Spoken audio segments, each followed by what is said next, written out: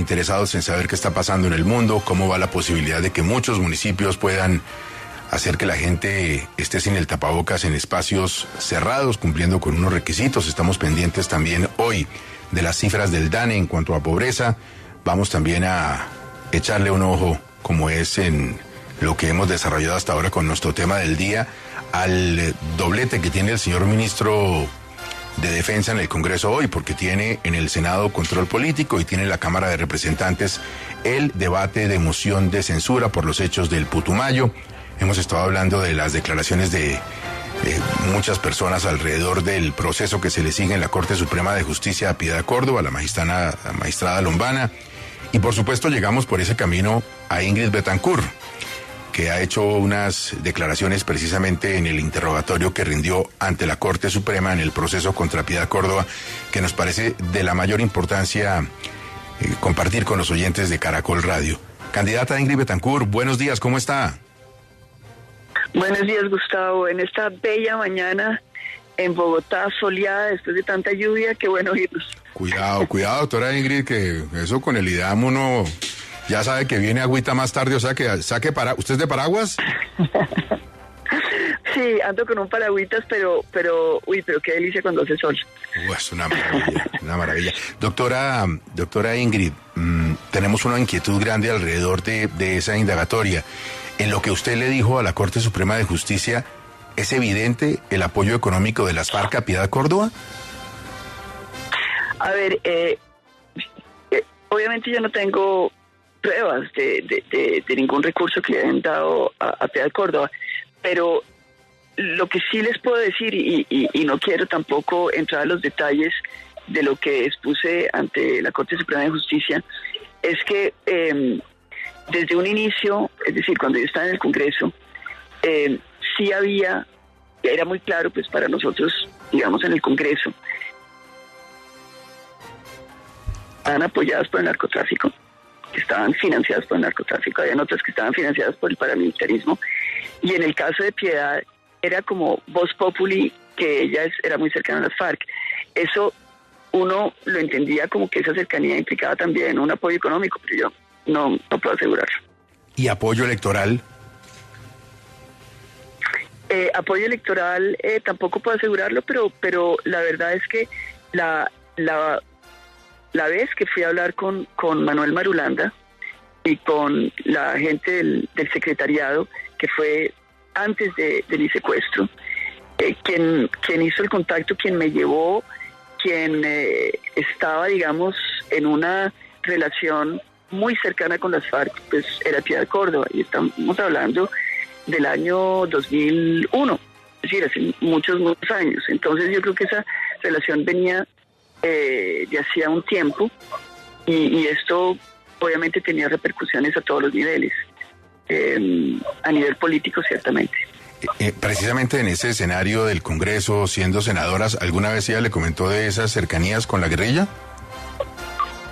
Pues es que era obvio para mí, en el sentido de, primero porque la acompañé a ella, o ella me llevó a donde Manuel Marulanda, y yo pude ver la confianza que había entre ellos, y la camaradería, y la manera como la recibían a ella como es decir, como una persona cercana, y el contacto que ella tenía con cada uno de ellos, porque estamos hablando del Mono Jojoy, estamos hablando de Raúl Reyes, ella era muy cercana a Raúl Reyes, y eso en la práctica pues son no solamente las palabras, sino el, digamos, el lenguaje del cuerpo también, que hace que uno dice, bueno, pues sí, estos son amigos, son llaves, en fin. Pero entonces usted fue y conoció, porque eso fue lo que usted le dijo en testimonio, Ingrid, a la Corte Suprema de Justicia, a la magistrada Cristina Lombana, a Manuel Marulanda, de la mano de Piedad Córdoba. ¿Cómo fue eso? Sí, pues en ese momento nosotros estábamos en la oposición, después de haber apoyado a Andrés Pastrana, sobre la base de que todos los independientes del Congreso nos habíamos unido para que hubiera una reforma electoral para acabar con el clientelismo y las maquinarias, ¿sí? Desde esa época. Y Andrés Pastrana es elegido y nombra a un ministro del Interior que se va a dedicar a sabotear la posibilidad de esa reforma electoral. Entonces pasamos nosotros a la oposición, y ahí vamos a tratar de hacer un referendo que nos permita hacer la reforma electoral. Y es en el marco de la promoción de ese referéndum que Piedad me invita a hablar con la gente de las FARC. En ese momento acordémonos de que las FARC estaban recibiendo en el Caguán todo tipo de visitantes. El gobierno había abierto, digamos, esa posibilidad de que muchas personas fueran a hablar con los integrantes de las FARC. Iba gente del extranjero, me acuerdo que fue gente de Wall Street, iban empresarios, iban personas de la cultura, en fin.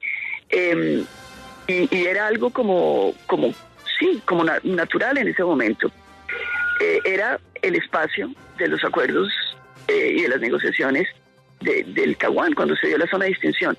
En ese marco fue que Piedad Córdoba me llevó a hablar con ellos y les hablé del referendo, y me acuerdo que el comentario de Manuel Marulanda fue que no entendía nada de lo que le estaba diciendo.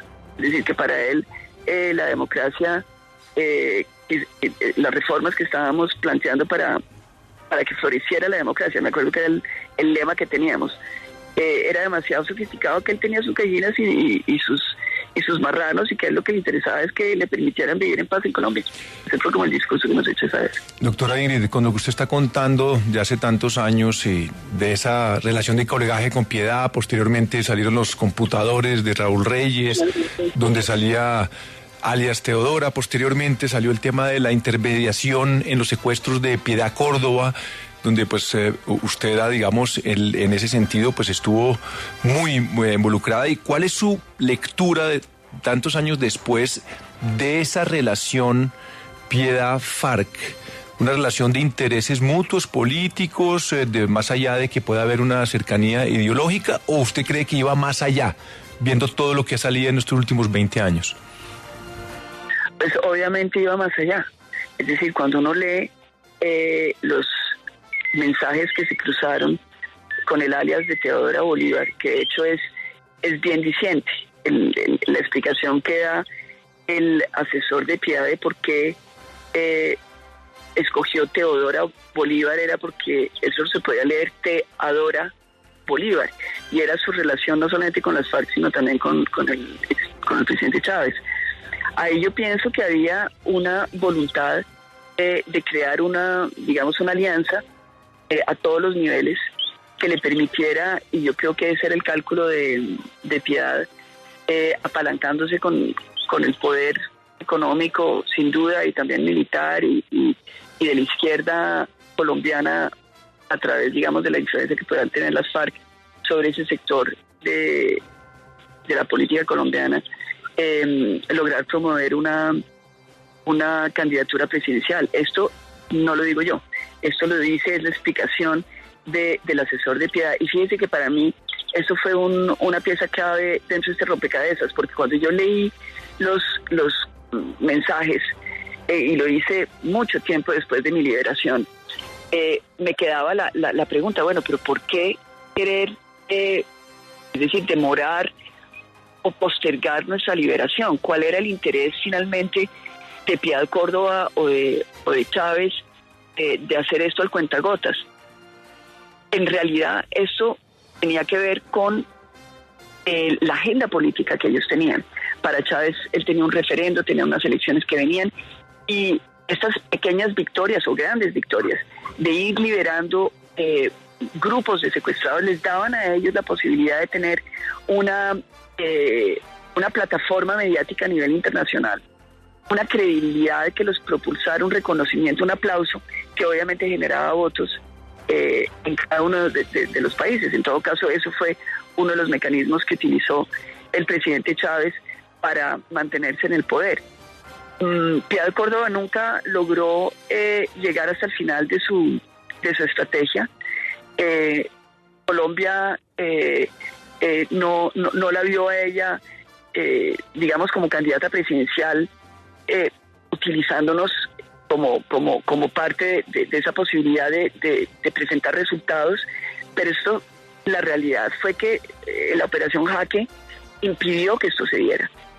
La liberación de Jaque, que fue una liberación extraordinaria, exitosa, rompe las expectativas de Piedad Córdoba, y esto también lo explica su asesor. Entonces yo creo que dentro de eso, cuando uno mira esto, ya con la perspectiva del tiempo, pues es muy doloroso desde un punto de vista humano. Para nosotros las víctimas en todo caso. Doctora Ingrid, le voy a cambiar de tema ya una pregunta final. ¿Le preocupa el hecho que haya sido demandada su candidatura ante el Consejo Nacional Electoral? Dicen que las decisiones al interior del Partido Verde Oxígeno se tomaban en grupos de WhatsApp y que usted nunca renunció formalmente a la coalición Centro Esperanza a través de un documento, que renunció en medios, pero que nunca llegó esa carta firmada y que por eso usted estaría en un tema de doble militancia y complicaciones jurídicas. Yo estoy mirando esos argumentos de anoche con todo mi equipo legal.